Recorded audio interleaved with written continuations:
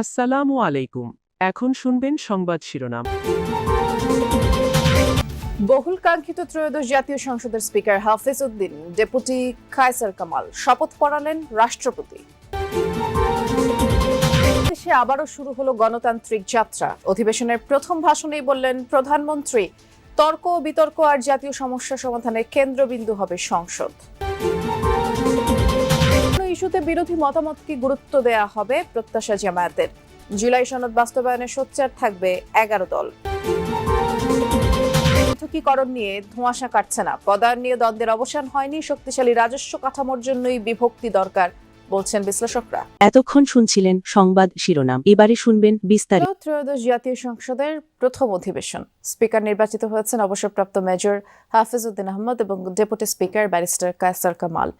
রাষ্ট্রপতি মোহাম্মদ শাহাবুদ্দিন তাদেরকে শপথ পড়ান। এর আগে অধিবেশনের সভাপতি নির্বাচিত হন ডক্টর খন্দকার মোশাররফ হোসেন। সংসদের সূচনা বক্তব্যে প্রধানমন্ত্রী তারেক রহমান বলেন, এই সংসদকে তর্ক বিতর্ক আর জাতীয় সমস্যা সমাধানের কেন্দ্রবিন্দুতে পরিণত করতে চায় তার সরকার। গুরুত্বপূর্ণ ইস্যুতে বিরোধী 11 দলের সঙ্গে আলোচনা করা হবে বলে প্রত্যাশা জামায়াতের। বাংলাদেশের গণতান্ত্রিক পথ চলার এক নতুন অধ্যায়ের সূচনা। মাননীয় সংসদ সদস্যদের মধ্যে হতে একজন সভাপতিত্ব। ত্রয়োদশ জাতীয় সংসদের প্রথম অধিবেশন শুরু হয় বেলা 11টায়। বিসমিল্লাহির রহমানির রহিম। অধিবেশনের শুরুতেই বক্তব্য রাখেন প্রধানমন্ত্রী তারেক রহমান। শুরুতেই জুলাই আন্দোলনে হতাহতদেরকে স্মরণ করেন তিনি। বলেন, আজ থেকে বাংলাদেশে আবারও শুরু হলো গণতান্ত্রিক যাত্রা। সরকার এই সংসদকে তর্ক বিতর্ক আর জাতীয় সমস্যা সমাধানের কেন্দ্রবিন্দু হিসেবে গড়ে তুলতে চায় বলেও জানান তিনি।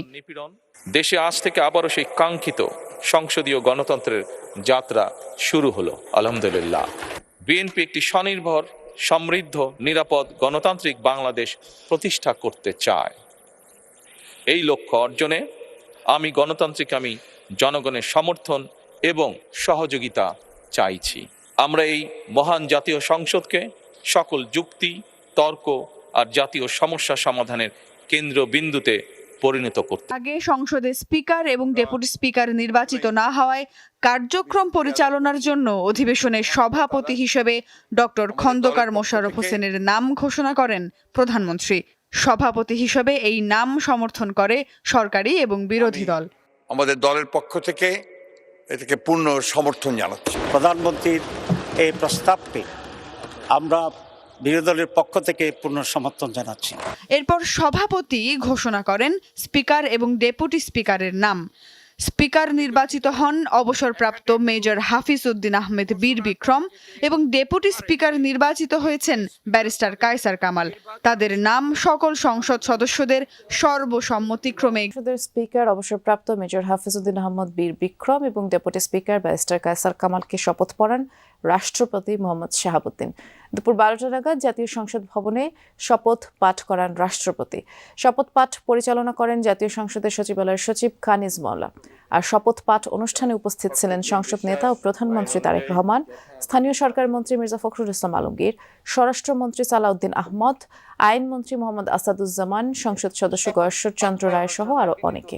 সেই সেশনে স্পিকার এবং নতুন নির্বাচিত যে স্পিকার এবং ডেপুটি স্পিকার তারা এই অধিবেশনের সভাপতিত্ব করবেন, অর্থাৎ তারা তাদের যে দায়িত্ব সেই দায়িত্ব বুঝে নিয়ে মূলত স্পিকার ডেপুটি স্পিকারের চেয়ারে বসবেন এবং পরের যে অধিবেশন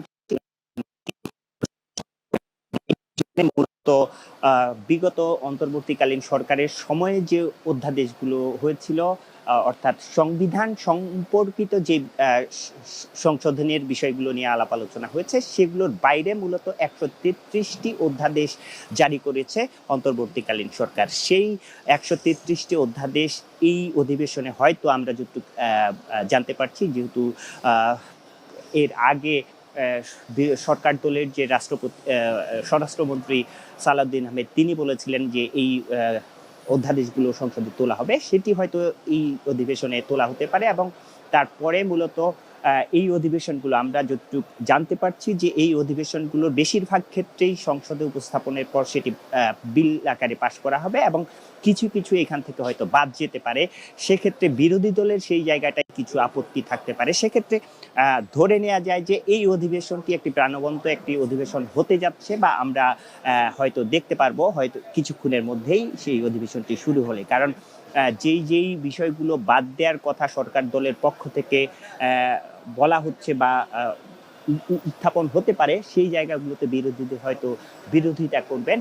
সেই ক্ষেত্রে তার ইঙ্গিতও আমরা কিন্তু এই অধিবেশনটি যখন শুরু হয় আজকে সকালের দিকে বিরোধী দলের যে সংসদ সদস্যরা ভিতরে প্রবেশ করেন তারা কিন্তু সেই রকমটি ইঙ্গিত দিয়েছিলেন। এর পাশাপাশি এই যে অধ্যাদেশগুলো নিয়ে আলাপ আলোচনার পর সংসদের সরকার দল বিরোধী দল হয়তো আলাপ আলোচনা করবেন, এবং শেষে যেটি আজকে রাষ্ট্রপতির যে ভাষণ, যে বিধি, সেই বিধি অনুযায়ী রাষ্ট্রপতির ভাষণ দেওয়ার কথা রয়েছে, সেই জায়গাটিতেও কিন্তু বিরোধী দল এবং তাদের যে জোটসঙ্গী এনসিপি তাদের আপত্তির জায়গা রয়েছে। সেই জায়গাটিতেও কিন্তু একটি ইঙ্গিত দিয়ে রেখেছেন সকালে বিরোধী দলের যে উপনেতা আব্দুল্লাহ মাহমুদ তাহের। তিনি কিন্তু বলেছেন যে ওয়াকআউটের মতো একটি পরিস্থিতি আজকেই অর্থাৎ সংসদের প্রথম দিনেই কিন্তু আমরা দেখতে পারি এই রাষ্ট্রপতির ভাষণকে কেন্দ্র করে।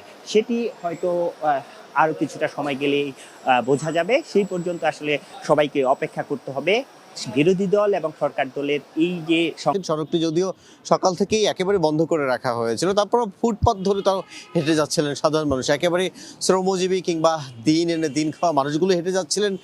সেটি রিক্সা চালক থেকে শুরু করে অন্যান্য শীর্ষ মানুষ বলছেন যে এর আগের সংসদ যেমনটি ছিল নিশ্চয়ই সেই ধারা এই সংসদ চলবে না, একেবারে প্রাণবন্ত একটি সংসদ, অথবা এই সংসদের কাছে সেই চাওয়াটুকুই তাদের যে জুলাই আন্দোলন যে প্রত্যাশা এবং যে স্বপ্ন থেকেই হয়েছিল সেই আন্দোলনের প্রতিফলন এই মহান সংসদে ঘটবে সেটির কথাই বলছিলেন।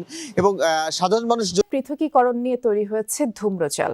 নীতি এবং ব্যবস্থাপনা এই দুই বিভাগের শীর্ষ পদে কে বসবেন মূলত তা নিয়েই বিতণ্ডা।